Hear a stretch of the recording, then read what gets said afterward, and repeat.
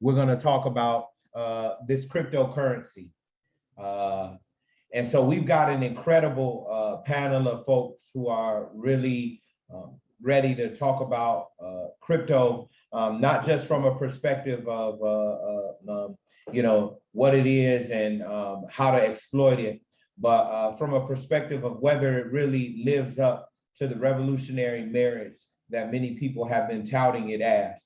Want to be clear, Philip, as an individual, personally, I put a few dollars into Bitcoin and Ethereum, and I've done my best to try to experiment in this new fledgling, nascent, revolutionary thing that is happening. But as you learn more about cryptocurrency, it is our hope that it is our hope that just happens. My dog's saying something. It is our hope that this call can provide you all with a real sober analysis of what it is and what it isn't. And that's why we've recruited the brothers that we have for this panel. So we have Brother Jared Ball, we have Brother Ed Whitefield, and we have Brother Stephen Pargett, who are gonna help us to frame a discussion about cryptocurrency, about its, once again, its merits as a revolutionary new economic tool for poor people and for the masses, and also talk about it in a very grounded way. We are, as a people, economically depressed in mass, and there may be opportunities in this that we aren't aware of. And so we want to just have that discussion of peace. Greetings, everybody. It's truly an honor to be invited to join this discussion. My name is Jared Ball. I am professionally a professor of Africana and Media Studies at Morgan State University in Baltimore. I do video and podcasting with I Mix What I Like and Black Power Media. And I've been involved with and supporting underground grassroots radical organizations for most of my adult life. I'm happy to, like I said, I'm honored to be here and happy to try to contribute as best I can. Thank you, Brother Ball. I Mix What I Like. We're gonna have people tapping in with you. Brother Ed Whitefield, can you introduce yourself to the people? I'd be glad to. My name is Ed Whitefield. I'm a long-time, old-time OG community activist, agitator, troublemaker. Have been through the working class factory work, radical organizations, philanthropy, and now I work as a senior fellow for Seed Commons, which is a community, it's a loan fund that does non-extractive financing of financial, particularly cooperative economic ventures. And looking forward to our conversation. Thank you very much. OG friend of much of the organizing work that I've done. So I'm particularly excited. That's my OG. Yeah. And I haven't seen you in a long time, Ed. So this is great to just be able to see you too. And we'll pass it on over to Brother Stephen Pargett. What's going on, y'all? My name is Steve Pargett. I serve as the creative director for Black Men Build. I have been a part of the movement. I came up in it in Florida. I have a creative agency, and we do creative work and content development. I dabble in film and design, and I'm an aspiring futurist, I would say. So I find myself very interested in new technology when it arises, and humbled to be on this panel. And I'm excited to share, but probably mostly learn. Steve is absolutely a futurist.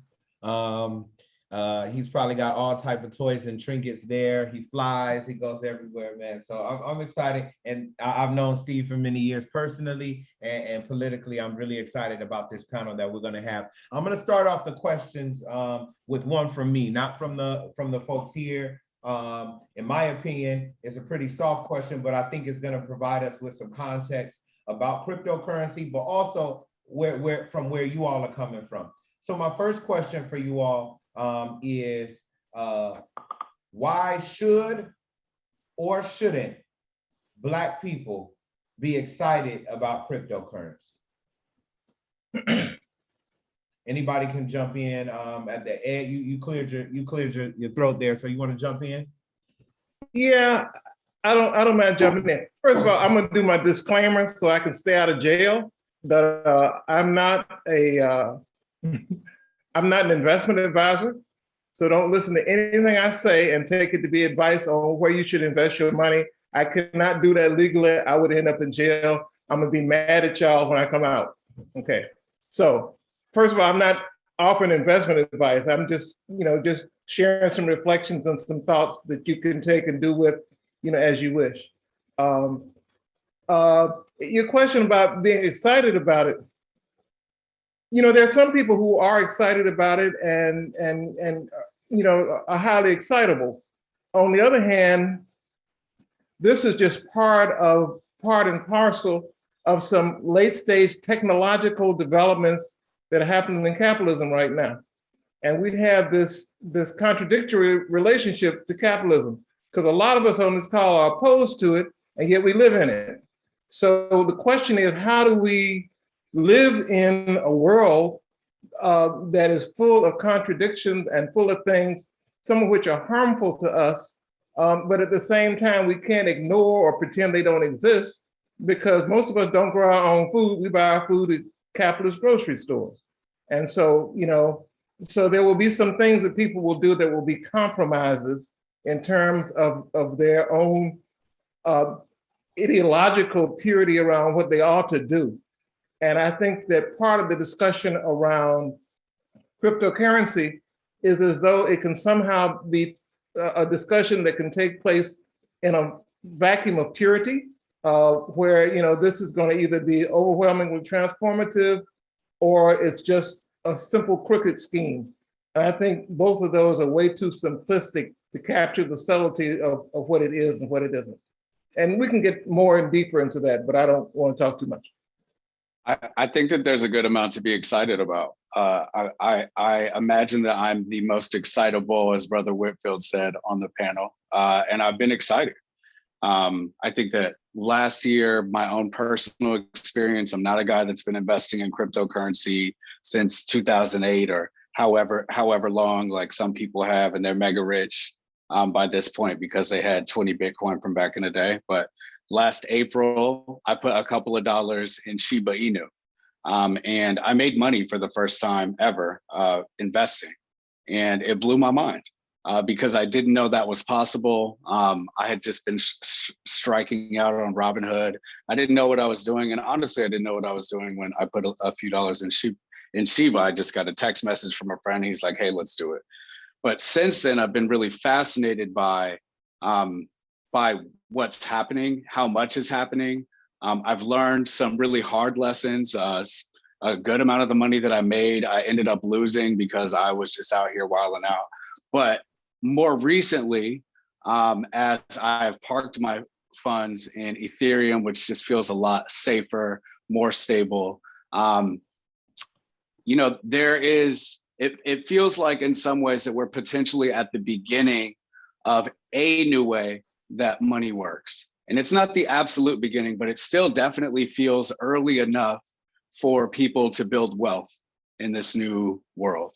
And for a group of us to be talking about it right now and building awareness together, I think that presents opportunity.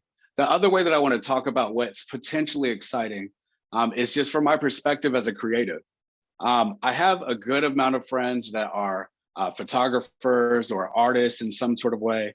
And the realm of NFTs, non-fungible tokens, has created a new pathway for the ownership of their work and for them to really create opportunity for themselves with no middlemen. And I think that's really interesting. And I think that there's something to be excited about in the communities that are formed around NFTs. And I think that when one starts to explore and talk about the potential metaverse that might be developing, you're talking about many facets of the real world right now being built again. And for an entrepreneur or a creative, I think that creates a lot of opportunity to build something that many people will use in the future. So I'm excited about Black folks having these conversations together, because I think that we come up with better ideas. And I think that often what happens in technology is that we come in and we show how it works and we master it. And I think that it's early enough in these new technologies that we may develop things that can be really life-changing for ourselves, for our groups of friends, for our families. I wouldn't say that it would be everyone, but I think that there's some good that's in the mix. Well, as a mass, as a collective, I don't think we should be excited at all, because just like any other investment, just like any other technology throughout history, all these devices do is allow for greater degrees of consolidation of wealth, power, and exploitation. And that's all that we're seeing here. So, fundamentally, and this is something that I think is misunderstood, Huey P. Newton had it right when he broke down the relationship of the people to technology, that technology is born out of the exploitation of the people and then used to re-exploit those same already oppressed people. One of my other favorite scholars, Harold Innis, talked about it in terms of the history of communication, but the same thing. Everywhere there's new technology, all you get is consolidated power and accumulation of wealth.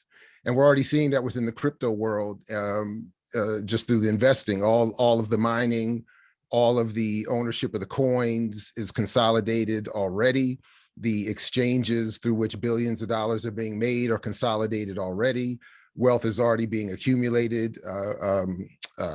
His name just slipped my mind, but the owner of Coinbase is Kevin Thompson, I want to say. But anyway, he just made $550 million just during the pandemic with all the propaganda encouraging people to invest.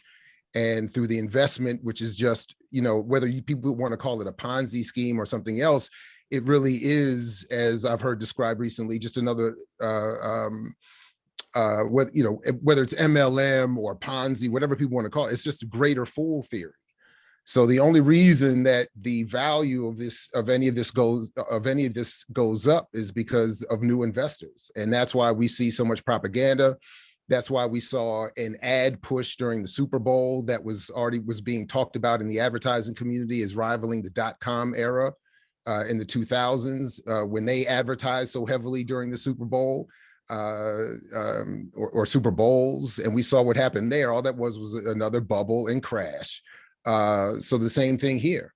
The problem for us specifically is that just like with much of the other capitalist propaganda, when it's directed at Black and brown people specifically, it's wrapped in that language of liberation and revolution. And that's what's the selling point. And that's why 44% of Black investors are invested in crypto, and that's the highest percentage, and only 17% of whites are.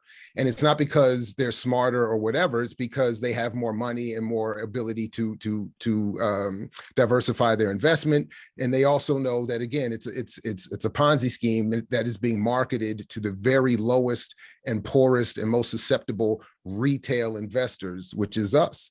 I mean, there's so much more to say, but just very quickly, the one point I would want to make off the top is that we are being encouraged to look at the extensions of the technology, that is the cryptocurrency and the investment, the speculative investment, and that is always a dead end.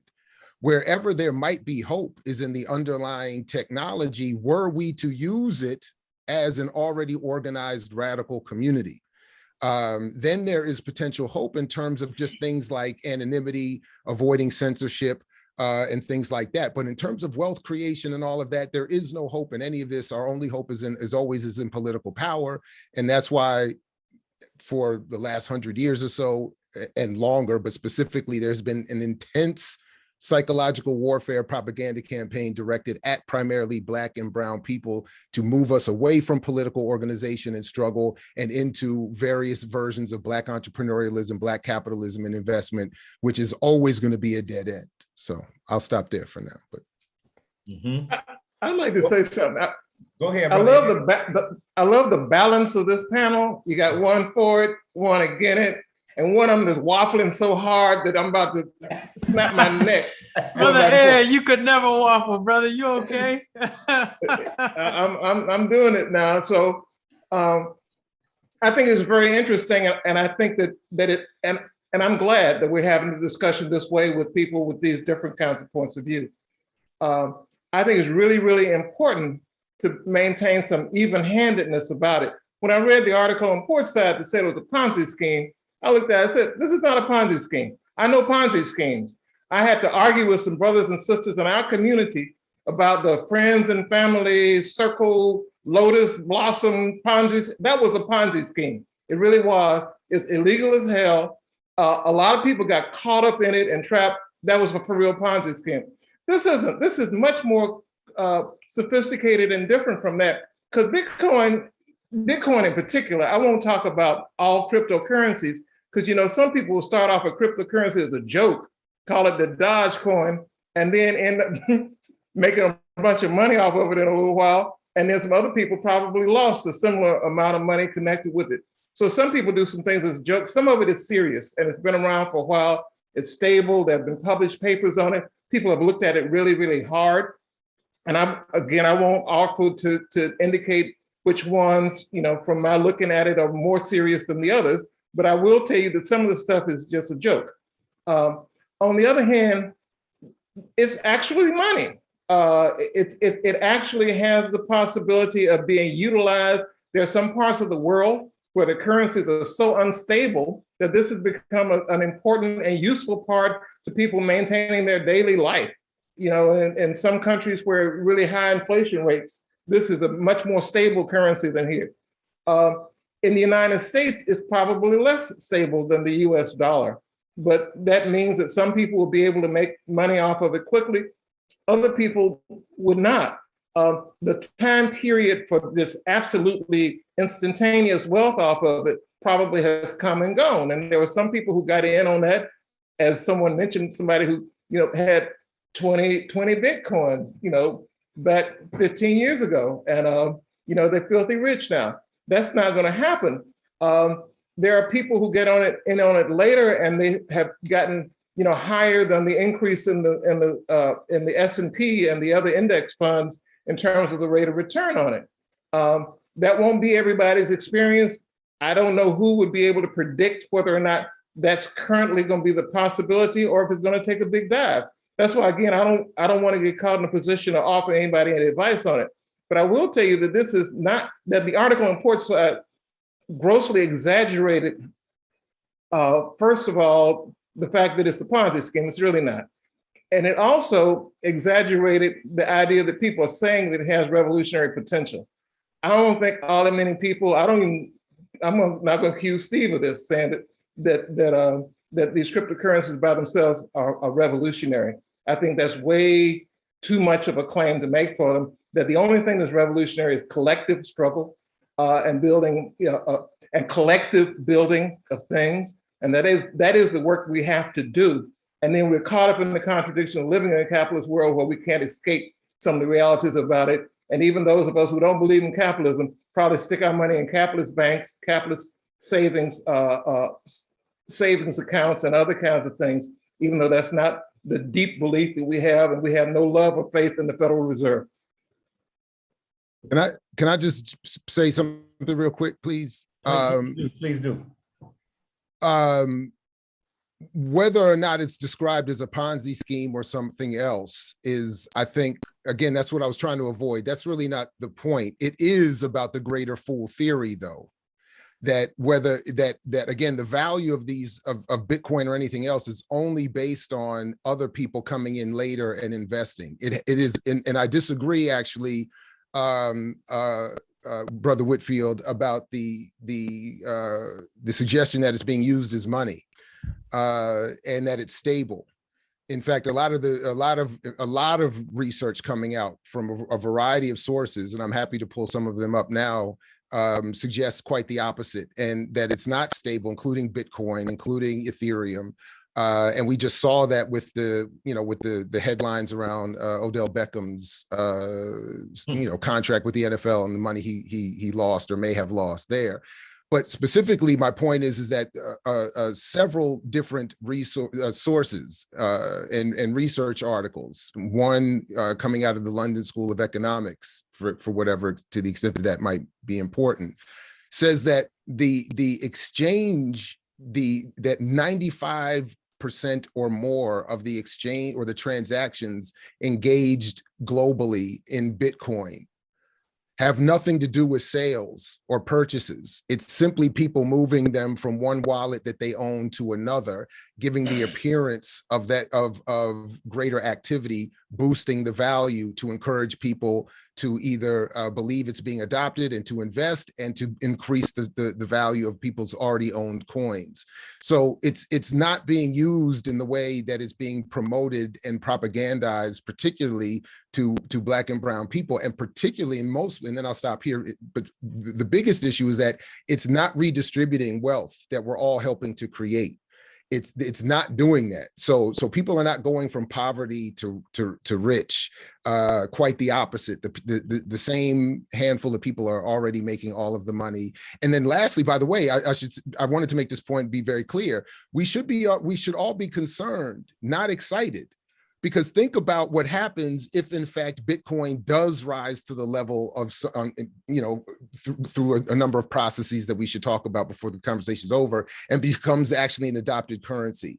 Imagine what that then means. It means that the handful of early adopters, all these already existing billionaires, most of them white, a few Asian, are going to have a dominant control over the economy and have all of the wealth and make us all be reduced to serfs in a system that is unregulated and beyond even the wildest fantasy of democratic control or involvement.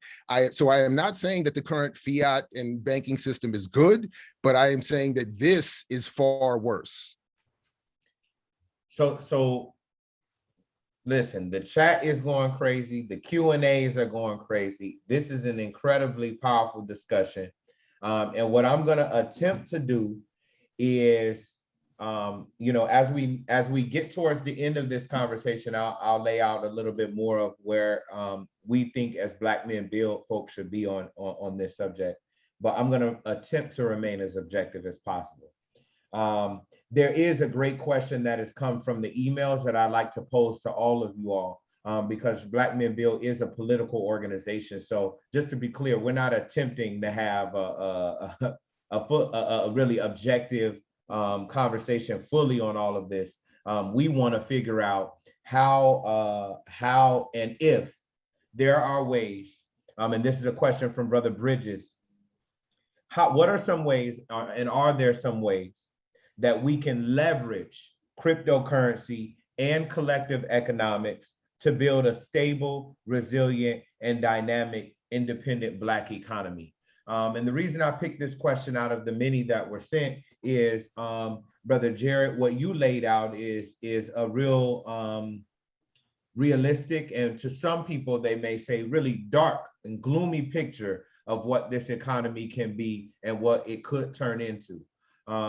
And Steve, what you are saying is, hey, and I think a little bit Ed is saying is, hey, we have an opportunity here. We're at the beginning of this gold rush. We actually could be able to stop and maybe prevent this doomsday scenario. That's how it sounds to me.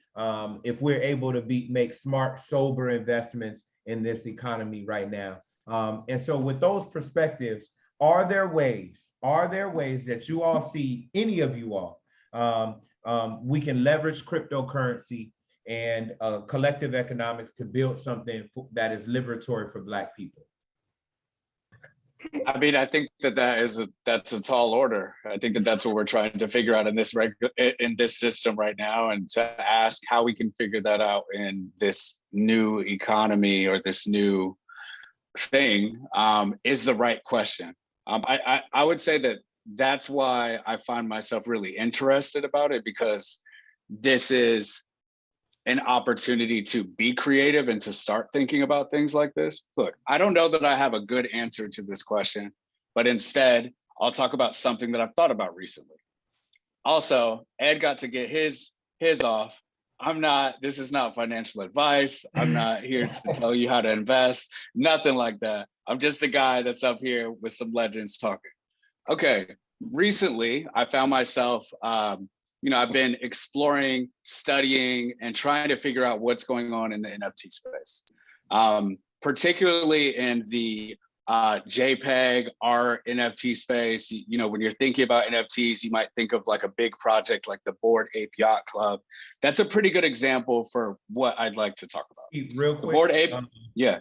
Sorry to take but we did get a few folks in the chat that were asking to define certain terms. I don't think we have time to define everything, but if you're going to talk about NFTs, if you could do your best to define what that is, that would be great. Cool. An NFT stands for non-fungible token. There are several different tokens that you can purchase NFTs on. I've been participating in the Ethereum chain. There is a website that is called OpenSea, and you can think about that like a marketplace where NFTs are being bought and sold.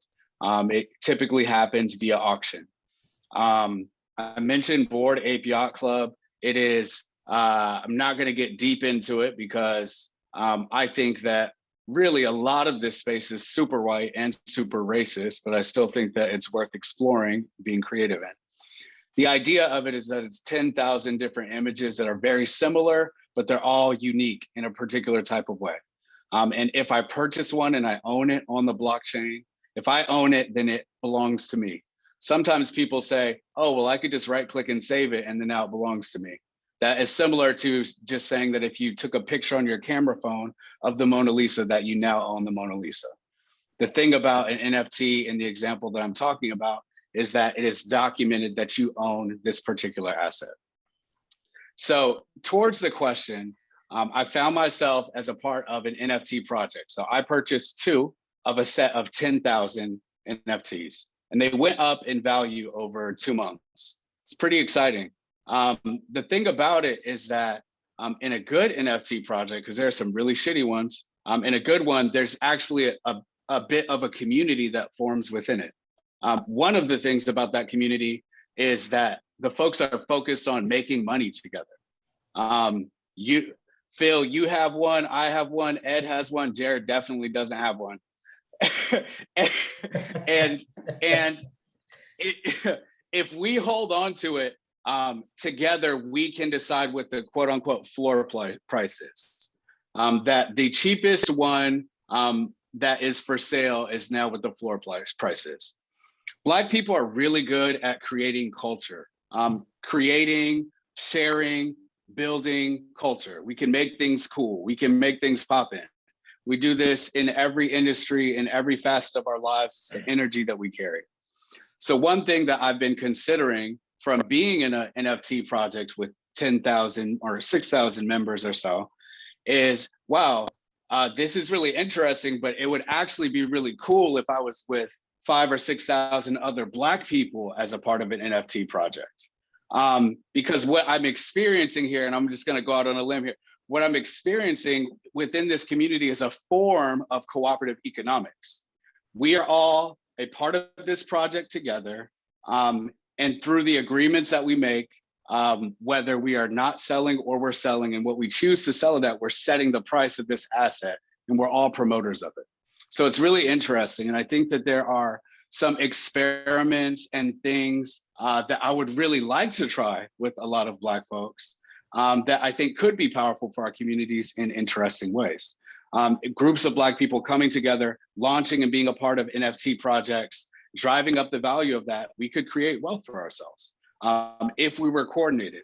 One thing that I really, really like that Jared said is that we have to already be an organized, radical community to be organized and radical within this space. And I completely agree. I think that it'll be a real challenge for us to create Black liberation if our only goal in this space is to just make money together, particularly as individuals. But I think that a group of people with a shared mindset and some shared goals really could do some interesting experiments, and I'll call it that. I think that it's a time for experimentation towards figuring out what could happen. At the beginning of the internet, people didn't know that there was going to be a Twitter or an Instagram. It's very difficult for us to judge what will be possible in this space in 5 years or 10 years based on the context of today. There's many things that may or may not happen that change what might be possible. And I think that where I'm coming from is that I think that it is important for us to be actively engaged in the experimentation as well, if this is a road that the world is going to walk in. And the other thing that I would say is that I think that Black people are investing in cryptocurrency. And I think it's really important for us to be nuanced, to offer financial education and literacy. And I'm really, I must say, I'm really happy that we're having this conversation, because it's actually been really challenging for me to find a Black left political discussion like this, exploring cryptocurrency. And I think that we need a lot more spaces like this so we can develop the mindsets that can be radical and organized and revolutionary in this space. I think that's a very interesting question. And we got to realize a couple of things. One is that much of the discussion around cryptocurrency has nothing at all to do with anything collective. Most people talk about it as a speculative potential that individuals can engage with or may choose not to. When you talk about collective stuff, all kinds of collective efforts I would find useful. I haven't really heard a lot of discussion around collective stuff, but again, there's no collective involvement in my own personal savings account or my retirement account. So, I mean, there's some things that we don't do collectively right now because we, again, live in this capitalist world. I want to make clear that that contradiction is one that kind of trumps some other aspects of this. I don't see this as having some great collective potential.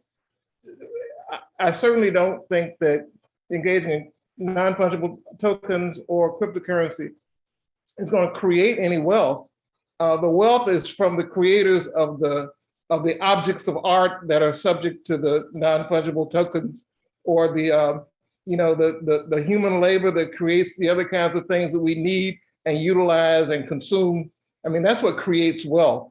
The rest of this stuff is speculation, it's gambling. I mean, this is what happens when you come to a card table and it's either piled up with some money or it's not, but there's some winners and there's some losers. I mean, that's what happens in the world of speculation. I think Jared has correctly identified that a lot of the winners have already got their winnings, and that right now, it's about luring some other people into this space, and many of them will become new losers. On the other hand, there were some people who early on, but there's no way to know, and you have to, examine your own risk tolerance as to whether or not you're willing to think that maybe this thing is going to become the next, y'all heard about the next, is this going to be the next Apple? Is this going to be the next Instagram? Is this going to be the next Amazon? And because you don't know, you have just as much a chance to lose a lot as gain a lot, unless you are creating it. So if we're talking about creating wealth, I think we have to talk about collectively building some things, as opposed to simply engaging with some of these things that somebody else has already built. But I don't think that we can take a purist attitude that none of this can be touched because it's simply speculative. I mean, people can engage in speculation on all kinds of stuff. People engage in speculation on art. That doesn't mean art is bad. People engage in speculation on currencies all around the world. That doesn't mean all these currencies are bad. And people certainly engage in speculation on Bitcoin and cryptocurrencies. That doesn't necessarily mean they're bad. And that doesn't mean that that's all people do with them. When I had said that there are some places where it's more stable than the currency, I wasn't talking about in the United States. I try to be clear that inside the United States, the dollar is way more stable than Bitcoin. On the other hand, if I was in Zimbabwe, I may very well want to put some more stuff in Bitcoin, because the Zimbabwean currency right now is not stable, worth anything. So this will not create wealth. We need to engage in collective economic activities that do create wealth, but that calls for us to do something that's challenging, and it's slower. Speculative stuff is fast. You can make a bunch of money real quick off of it, but then there's somebody else that you don't have to see who's probably losing a bunch of money real quick in order for you to make a lot of money real quick. And so there's a lot of gambling going on at this table. The table is loaded down with stolen money that has been stolen all the way from enslavement and before, and the stealing of the Western world and all the silver stuff. That's what the table is loaded down with. So we have to decide whether or not we're going to try to legitimize and encourage more theft at that table. But a lot of us will end up utilizing some of what's on that table so we can go to the grocery store. And that's the only thing I'm saying, that this is about, on the one hand, the practicality of the realities that we have to live with, in addition to the fact that the folk on this call have a responsibility to figure out what our collective struggle is going to be. I don't think that engaging in non-fungible tokens or cryptocurrency is going to be the collective struggle that leads to our liberation. I think some people will engage in it individually. Some of us will lose doing that. Some of us will win doing that. We will still have to fight together to build a better world. No, so again, I really appreciate this, and I'm definitely down and easily available to continue these discussions. And I want to invite everybody here to engage with me and our broader Black Power Media platform, just going forward. Anyway, so yeah, just a few notes I jotted down here. There is no such thing as an independent economy. So there is no hope in building one. This is the contradiction that in the struggle that all, I think, true revolutionaries have all noticed and tried to deal with. So whether it was Che expanding the revolution, or Huey talking about intercommunalism, or Kwame Ture talking about United States of Africa under scientific socialism. I mean, this is the whole point. Garvey, everybody's understood there is no independent economy. There has to be a huge revolutionary movement. Even Marx said, workers of the world unite. A couple points that I just wanted, a couple other quick ones I wanted to make.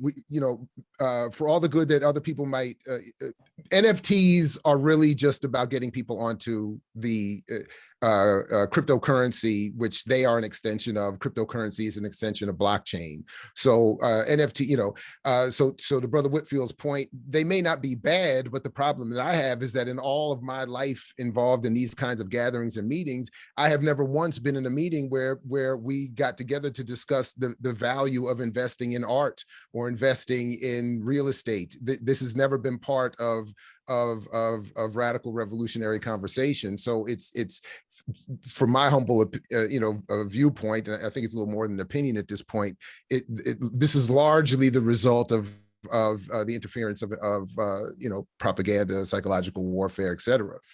I did want to make a quick note that Michael Burry, who some might recognize as from the film The Big Short, who predicted the Wall Street crash in 2008, he's been very clear that this is a bubble. It's been debated as to what he's exactly, but he said everything is in a speculative bubble at this point, as is crypto, and some have even suggested he looked to short Bitcoin at one point, which suggests he expects it to crash so he can make money off of it. So it's not something that's going to, Zimbabwe, nobody is going to be able to buy Bitcoin and exchange and buy goods and buy land and increase and create wealth. And what are they going to be buying the Bitcoin with? They're going to have to convert whatever they have in their currency into dollars to buy Bitcoin anyway. And then that, they're only going to have so much. So it's not going to be of any value to them. And again, it's not being used as an exchange. It's not money at this point. So even there, so it's not going to, so yes, we couldn't foresee the internet, but at the same time, for the internet to grow, it was, originated out of military technology. And then it required, as do the specifics of Twitter and Facebook, venture capital investment and the support by the federal government and specifically the intelligence agencies. So the idea that something we are going to do is going to be supported by venture capitalists and intelligence agencies either means, we have sold out, it's COINTELPRO, or we're doing something wrong. And I would encourage people to really look at an interview I just did with the journalist and former political prisoner, Barrett Brown, about Ethereum, Peter Thiel, the extreme conservative right wing that is behind Ethereum, that's behind a lot of this NFT stuff. So for whatever good we're trying to do, the rabid right wing that is more well-funded and organized than we are in their white supremacy is doing the same thing and doing it better than we are. So again, I just would want to end by saying our only strength is an organized political power in direct action that is often forgotten when we even talk about Dr. King. That's it. We took down, or we forced them, I should say, to rebrand and reshape enslavement without an internet and without investing. The labor movement didn't require investing in some technology. None of that. Nobody needed money. That's another part of the. We don't need money to get political power. We need political organization, and then we'll get the power. So thank you all very much. I really appreciate, and I look forward to whatever I can do to support you all going forward. Thank you. Yo, let's put it in the chat. Drop your nines, drop your, we want to appreciate these brothers that brought their brilliance to this conversation. And I want to be clear about why we're having this conversation, because not only does Black Men Build aim to be an organization with a strong ideology, with strong principles, but also because we're organizers. And what that requires us to do is to be in conversation with everyday people about the events, about the milieu, about the questions of the moment, and about the concerns of the moment. And if you are organizing and talking to Black people, Black men today, they are gonna bring up cryptocurrency. They're gonna bring up NFTs. They're gonna bring up the fact that they are broke and wanna do anything that they can do possible to put food on the table. And so as organizers, we wanna be prepared to engage in this conversation, right? We also wanna be clear, as we've heard over and over, and I think almost unanimously from this panel, that collective action is the only way towards liberation, right? And that the revolutionary merits of this new radical economic instrument are greatly overstated. That capitalism has a way consistently of ensuring that poor people get poorer and stay poor, and that the richest of us get richer and stay rich, and that capitalism has a vested interest in ensuring that the masses of Black people do not find any sort of liberation through its economic vehicles. There may be opportunities for individuals to find some economic recourse in this kind of gold rush that is happening right now at the onset. There may be people that get a little bit lucky. There may be people that get a little bit smart, hear a little bit of something and can make some money at the onset. There may be opportunities for people collectively in small sales to make a little bit of money in the NFT market and maybe in this new market. But we are not talking about something radically different. We're talking about a new face on a very old economic system. And so we want to be clear that for Black people, the only thing that is going to get us closer to where we need to be is through collective action, through political action, through direct action, and through engaging in these conversations with a real sober analysis. And so we're appreciative of Jared Ball. We're appreciative of Ed Whitefield. We're appreciative of Steve Pargett for taking part in this discussion. It won't be the last time we'll talk about economics. It won't be the last time we talk about crypto. It won't be the last time we talk about capitalism. It is still and will remain always Black Men Build stance that Black capitalism is no better than capitalism, and neither are going to lead us towards liberation at all, ever. Trickle down, trickle up, trickle around. It'll never trickle enough. And so we want to be clear about where Black people, where Black Men Build stands on that. We also want to be clear that we must wade in the waters, as Ed Whitefield has said, of capitalism, because we live in it, we breathe in it, and because of the masses of Black people that we seek to organize are consistently oppressed by it and consistently impressed by it. And so we need to make sure that we're prepared to talk about it and be slick with it and know all the words and know everything that's happening so that we can navigate our people towards a better future. So once again, thank y'all for participating in the discussion. Thank y'all for hopping in the chat. We're going to close this panel for now, but not forever.